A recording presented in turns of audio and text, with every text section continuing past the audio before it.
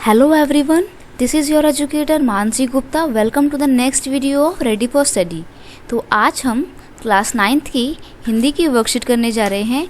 ये आपकी worksheet number 36 है और इसकी डेट है 1 अक्टूबर 2021. ठीक है, तो यहाँ पर आपको अपना नाम लिखना है, यहाँ पर आपको अपने टीचर का नाम लिखना है जो आपको हिंदी पढ़ाते हैं.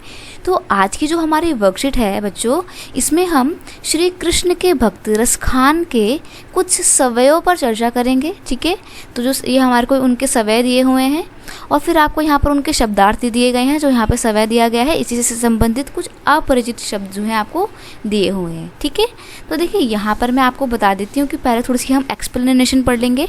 तो यहाँ पर क्या है कि जो इधर गोपी बोल रही है कि मैं सब कुछ बनने के लिए तैयार हूँ. जो भी उसकी सखी उसको बोलेगी कि भाई तुम जो है कृष्ण के समान कपड़े पहन लो, पीले कपड़े पहन लो और उनके समान कुंज की माला अपने गले पे डाल लो.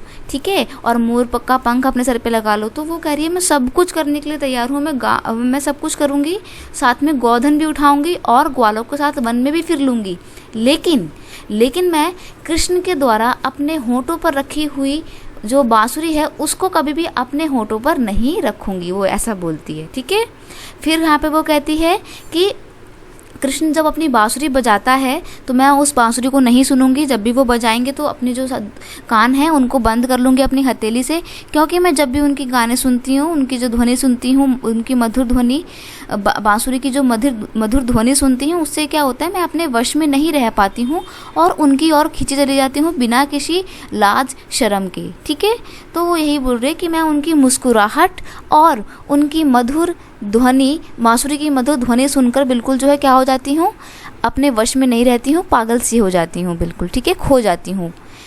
तो यहाँ पर आपको कुछ क्वेश्चन दिए हुए हैं. पहला प्रश्न है कि या मुरली मधुधर की अधरारन धरी अधरा न धरेगी में कौन सा अलंकार है? तो अनुप्रास अलंकार, यमक अलंकार, श्लेष अलंकार या फिर इनमें से कोई नहीं. तो यहाँ पर आपका ऑप्शन नंबर का बिल्कुल ठीक हो जाएगा, अनुप्रास अलंकार. ठीक है, अगला प्रश्न है निम्नलिखित में से वन शब्द का पर्यायवाची नहीं है. तो आपको ध्यान से पढ़ना. उसने वन शब्द का पर्यायवाची नहीं पूछा है बल्कि पूछा कि कौन सा शब्द पर्यायवाची नहीं है. अरण्य, विहग, विपिन, कानन. तो देखिए ये सारे ही पर्यायवाची होते हैं वन के, सिर्फ विहग नहीं होता है. विहग का मतलब पक्षी होता है. खग विहग पढ़ा होगा ना आपने, तो विहग मतलब पक्षी होता है. तो ये पर्यायवाची नहीं है. यहाँ पे ऑप्शन नंबर खा बिल्कुल ठीक हो जाएगा. ठीक है, अगला प्रश्न है गोपियाँ कृष्ण की कौन सी चीज़ धारण नहीं करना चाहती हैं?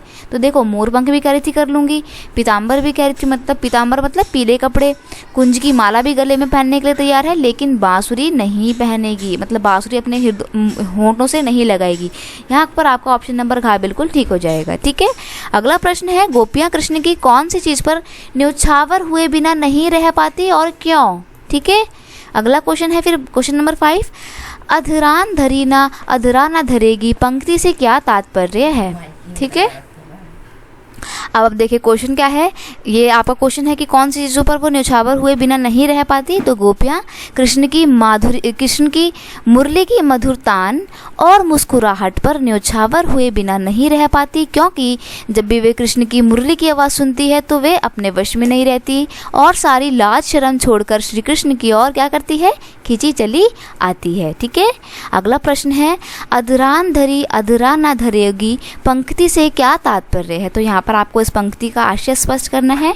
तो देखो अधर का मतलब ही होता है होंठ, लिप्स. ठीक है, तो पंक्ति से तात्पर्य है कि गोपियाँ वे सब कर सकती हैं जो उनकी सखियाँ उनको करने के लिए कहेंगी, परंतु लेकिन कृष्ण की मुरली को जिसको उन्होंने अपने होंठों पर लगाया था उसे वे कभी भी अपने होंठों पर नहीं रख सकेंगे, वो ये कार्य नहीं कर सकेंगी. ठीक है, यही इस पंक्ति का आशय है.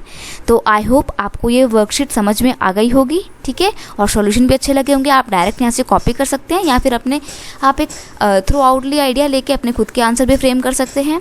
अगर आपको ये वीडियो अच्छा लगता है तो प्लीज़ दोस्तों अपने वीडियो को अपने दोस्तों के साथ इसको शेयर करना है आपने. ठीक है, वीडियो को लाइक कीजिएगा, कमेंट करके मुझे भी बताइएगा कि वीडियो आपको कैसा लगा. ठीक है, मिलते हैं नेक्स्ट वीडियो में. तब तक के लिए थैंक यू सो मच. और एक बात, अगर आप चैनल पर नए हैं तो प्लीज़ सब्सक्राइब करना मत भूलिएगा. ठीक है, चलिए बाय बाय, थैंक यू.